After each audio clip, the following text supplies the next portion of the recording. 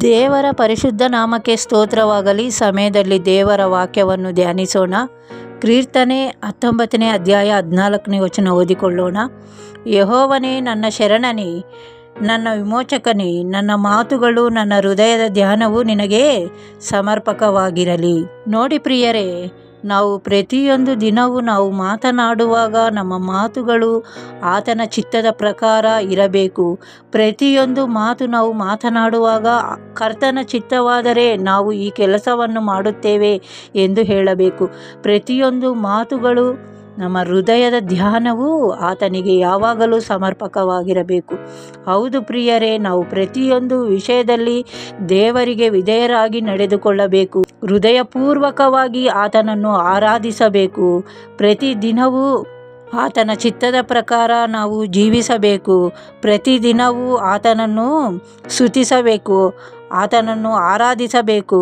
ಹೃದಯಪೂರ್ವಕವಾಗಿ ಆತನನ್ನು ನಾವು ಯಾವಾಗಲೂ ಕೊಂಡಾಡಬೇಕು ಪ್ರಿಯರೇ. ಹೌದು ಪ್ರಿಯರೇ, ಆತನ ಚಿತ್ತವೇನೆಂಬುದು ನಾವು ತಿಳಿದುಕೊಂಡು ಆತನಿಗೆ ಒಪ್ಪುವ ದಾರಿಯಲ್ಲಿ ನಾವು ನಡೆಯಬೇಕು ಪ್ರಿಯರೇ. ನಮ್ಮ ಸ್ವಂತ ಆಲೋಚನೆಯಿಂದಲ್ಲ, ಸ್ವಂತ ಮಾತುಗಳಿಂದ ವ್ಯರ್ಥವಾದ ಕಾರ್ಯಗಳಲ್ಲ, ದೇವರ ಚಿತ್ತದ ಪ್ರಕಾರ ನಾವು ನಡೆಯುವುದನ್ನು ನಾವು ಕಲಿಯಬೇಕು ಪ್ರಿಯರೇ. ಕೀರ್ತನೆ 25:4ನೇ ವಚನ ಓದಿಕೊಳ್ಳೋಣ. ಯೆಹೋವನೇ, ನಿನ್ನ ಮಾರ್ಗವನ್ನು ನನಗೆ ತಿಳಿಸು, ನೀನು ಒಪ್ಪುವ ದಾರಿಯನ್ನು ತೋರಿಸು, ನಿನ್ನ ಸತ್ಯಾನುಸಾರವಾಗಿ ನನ್ನನ್ನು ನಡೆಸುತ್ತಾ ಉಪದೇಶಿಸು. ಹೌದು ಪ್ರಿಯರೇ, ನಾವು ದೇವರ ಚಿತ್ತವನ್ನು ತಿಳಿದುಕೊಂಡು ಆತನು ಒಪ್ಪುವ ಮಾರ್ಗವನ್ನು ನಾವು ತಿಳಿದುಕೊಂಡು ಆತನ ಚಿತ್ತದ ಪ್ರಕಾರ ನಾವು ನಡೆಯುವವರಾಗಬೇಕು. ಪ್ರತಿದಿನವೂ ಆತನ ಚಿತ್ತದಲ್ಲಿ ನಾವು ವಿಧೇಯರಾಗಿ ನಡೆಯಬೇಕು.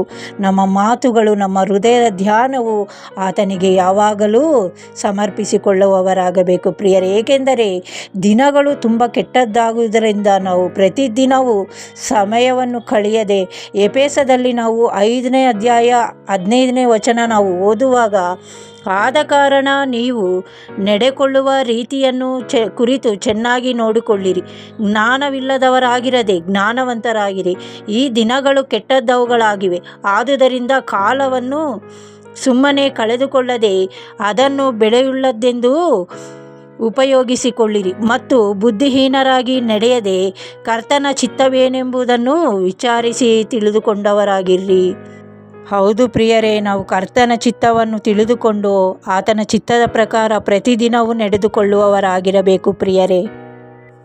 ನಾವು ಸಮಯವನ್ನು ವ್ಯರ್ಥವಾಗಿ ಕಳೆಯದೆ ಕರ್ತನ ಚಿತ್ತವನ್ನು ಏನೆಂಬುದನ್ನು ತಿಳಿದುಕೊಂಡು ಪ್ರತಿದಿನವೂ ಆರಾಧನೆ ವಿಜ್ಞಾಪನೆಗಳಿಂದ ಒಬ್ಬರಿಗೊಬ್ಬರು ನಾವು ಕರ್ತನಲ್ಲಿ ಎಚ್ಚರಿಸುತ್ತಾ ಹೃದಯಪೂರ್ವಕವಾಗಿ ಆತನನ್ನು ಸ್ತುತಿಸುತ್ತಾ ಕೊಂಡಾಡುತ್ತಾ ಇರಬೇಕು ಪ್ರಿಯರೇ.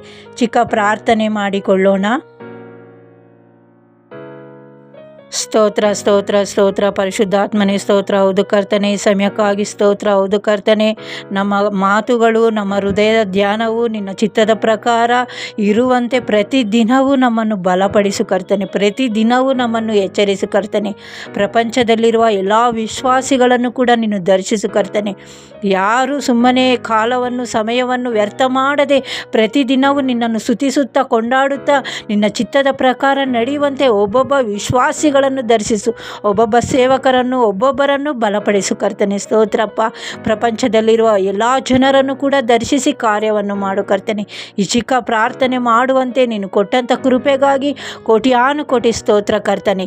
ಯೇಸುವಿನ ಪರಿಶುದ್ಧ ದಿವ್ಯನಾಮದಲ್ಲಿ ಬೇಡಿ ಹೊಂದಿದ್ದೇನೆ ತಂದೆಯೇ, ಆಮೇನ್.